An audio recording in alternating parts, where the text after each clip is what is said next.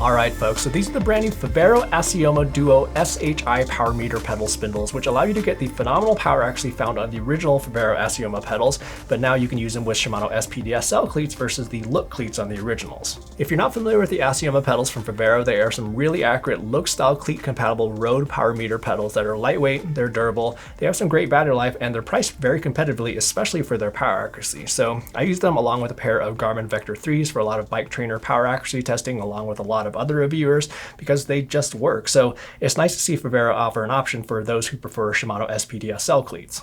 So just like the originals, they provide plus or minus 1% power accuracy, and I'll have some examples of that later in the video. They provide cadence as well as what Favero calls IAV cycling dynamics, which consist of more advanced cycling dynamics data like your pedal power phase, as well as standing versus seated time. They're ANT+ and Bluetooth compatible. They have a battery life of up to 50 hours, and they have an IP67 waterproof rating.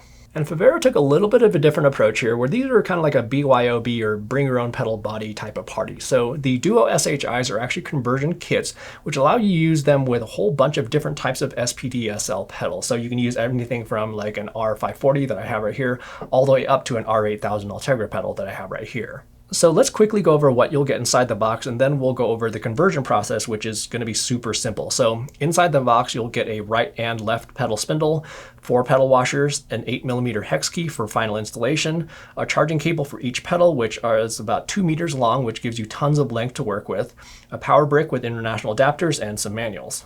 And then what you'll need from here is your own pair of compatible Shimano SPD-SL pedals to use with these sensors. And then depending on the pedals that you're choosing, you'll need a few different types of tools. So the R8000s that I have right here, as well as the R6800s, you'll need a 17mm and a 19mm box wrench. But if you're in a squeeze, you can use an adjustable wrench, but the box wrenches are much more ideal. And if you have the R7000s, the R550s, or the R540s, you'll need the TLPD40 tool. Anyhow, to convert these, all you do is just unscrew the pedal body from the axle on your Shimano pedals that you want to convert over. The left pedal is threaded normally, where it's righty-tighty, lefty-loosey, and the right pedal is opposite threaded. So all you do is remove the stock Shimano axle from the body, put that aside, then grab the appropriate side Assioma DUO-SHI spindle, thread it in, and then snug it down to about 5 to 7 Newton meters, and then repeat for the other side. And that's basically it. It took me about 3 to 4 minutes to convert both pedals over, so the conversion process is super simple. But from there, you'll want to just install them on your bike using the included 8mm Allen wrench, and you'll want to make sure to use the pedal washers if you have clearance issues with the pods and your crank arm. At that point, the pedal should already be awake, but if not, just give them a little spin and they should wake up with the LEDs. You'll now want to launch the Assioma smartphone app, where you'll click this little magnifying glass and they should just appear. You'll set some preferences, including your crank length, and then just do a quick initial manual calibration, which ensures the best power accuracy. And then you'll also notice that you see the battery levels for each of the pedals in the app, and if they are low, you may want to just attach them to the magnetic charger for a bit before you get rolling. And then when it comes to power accuracy, here's an indoor Zwift ride compared with the Tacx Neo 2, which has proven to be a very accurate trainer, and this is kind of a thing of beauty to look at. So the numbers lined up so well that I had to double check that this wasn't all the same power meter, but this is seriously so good. And then if we take a look at the sprints, again, very, very good.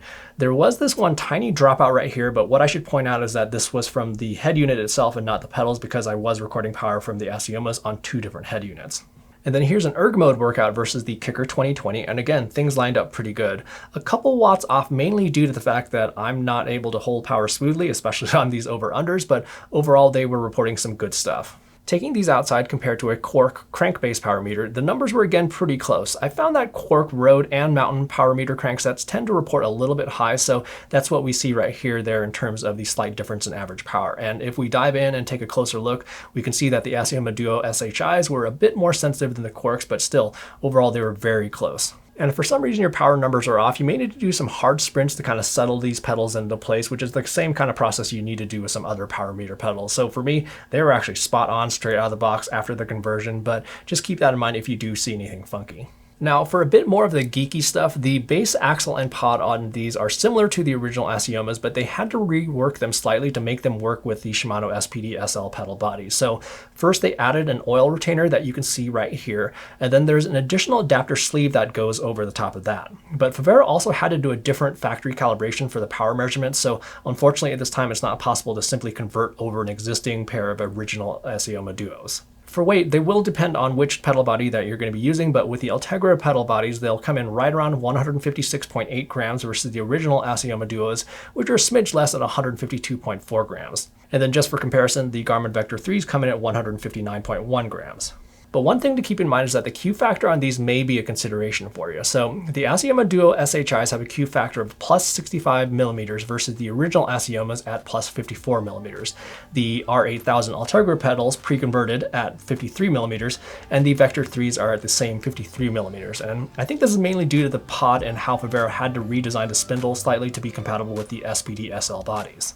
And for me, it was noticeable, but I personally didn't have any issues with them over the last few weeks of testing, but it is definitely something to consider if you have a specific stance or Q factor preference. Anyhow, that's everything new with the Assioma Duo SHI power meters from Favero. And if you did find the information in this video useful, don't be shy about hitting that like button down below and also subscribing to the channel for plenty more sports tech reviews that are coming soon.